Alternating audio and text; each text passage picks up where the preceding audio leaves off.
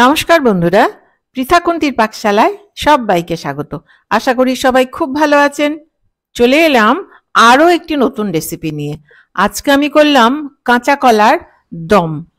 এটা ঠাকুর বাড়ির একটি রান্না, আর আমি এই রেসিপিটি পেয়েছি পূর্ণিমা ঠাকুরের বই থেকে। তাহলে চলুন আর দেরি না করে দেখিয়ে দেই এই সুস্বাদু রেসিপিটি আমি কি করে করলাম। তাহলে চলুন শুরু করি। আমি নিয়েছি 3টে বড় সাইজের কাঁচা কলা, একদম ফ্রেশ কাঁচা কলা। এবারে আমি কেটে দেখিয়ে দিচ্ছি কি করে কাটলাম। প্রথমেই দুদিকটা কেটে নিয়ে খোসা ছাড়িয়ে দেব। খোসাটা একটু মোটা করে ছাড়াতে হবে, ঠিক যেমন দেখিয়ে দিচ্ছি এইভাবে। যারা আমার চ্যানেলটি এখনো সাবস্ক্রাইব করেননি তারা প্লিজ সাবস্ক্রাইব করে দেবেন, আর পাশে থাকা বেল আইকনটি প্রেস করতে ভুলবেন না, যাতে আমার ভিডিও নোটিফিকেশনগুলো সবার আগে আপনার কাছে পৌঁছে যায়। আর যারা ফেসবুক থেকে দেখছেন তাদেরকে আমার চ্যানেলটি ফলো করার অনুরোধ রইল।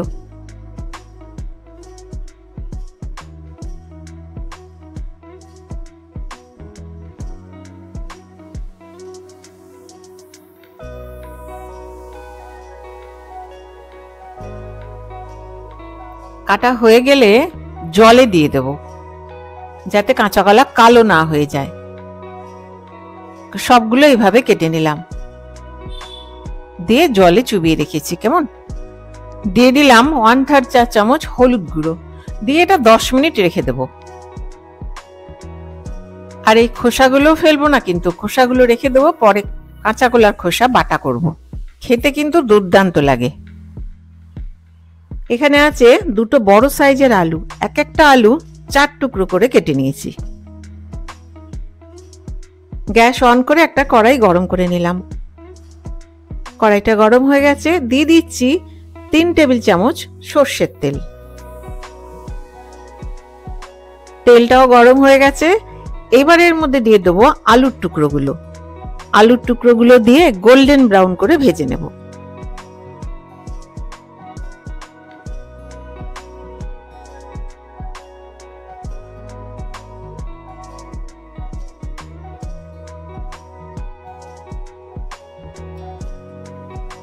এবারে ওই তেলেই দিয়ে দিচ্ছি আমি কাঁচা কলার টুকরোগুলো। কাঁচা কলাগুলো গোল্ডেন ব্রাউন করে ভেজে নেব।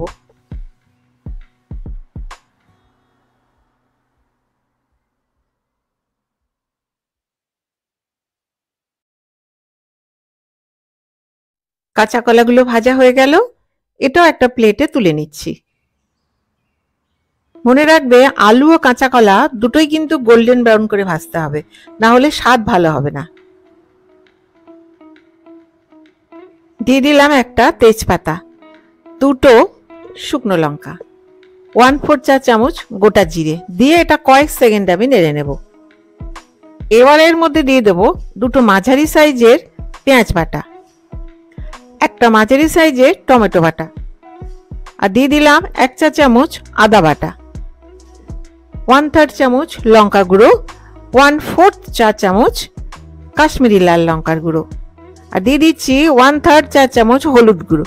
দিয়ে এটা খুব ভালো করে কষিয়ে নেব, প্রায় 3 মিনিট মতো মিডিয়াম ফ্লেমে। এই কষানোর সময় দিয়ে দিচ্ছি 1/4 চা চামচ গুঁড়ো চিনি, ব্যালেন্সের জন্য। একটু মিষ্টি দিলে খেতে কিন্তু বেশি ভালো হয়।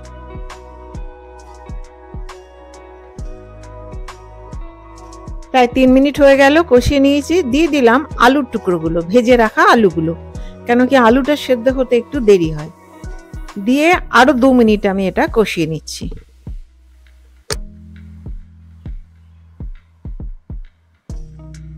দিয়ে দিলাম আন্দাজ মতো জল, আলুটা সেদ্ধ হয়ে যায় সেই পরিমাণে জল দিতে হবে।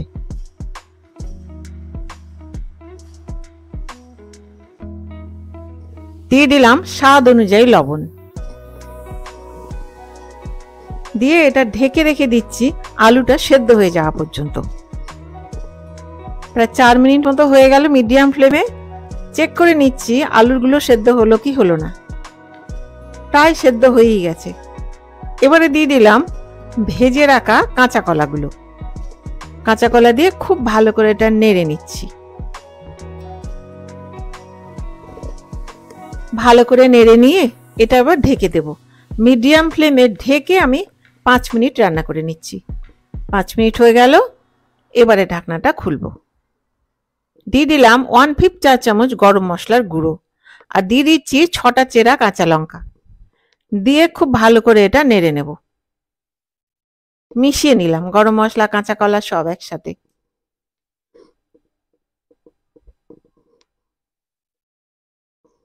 এবারে দিয়ে দিচ্ছি 1 চা চামচ ঘি।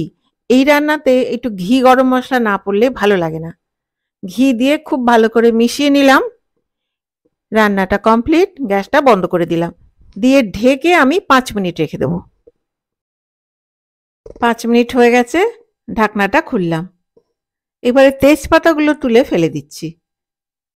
যেটুকু ফ্লেভার অ্যাবজর্ব করার করে নিয়েছে। একটা বাটিতে তুলে নিলাম।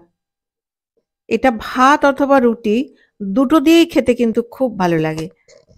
আর এটা আগেকার দিনের সাবেকি রান্না, কত সহজ আর সুস্বাদু। তাহলে বন্ধুরা তৈরি কাঁচা কলার দম।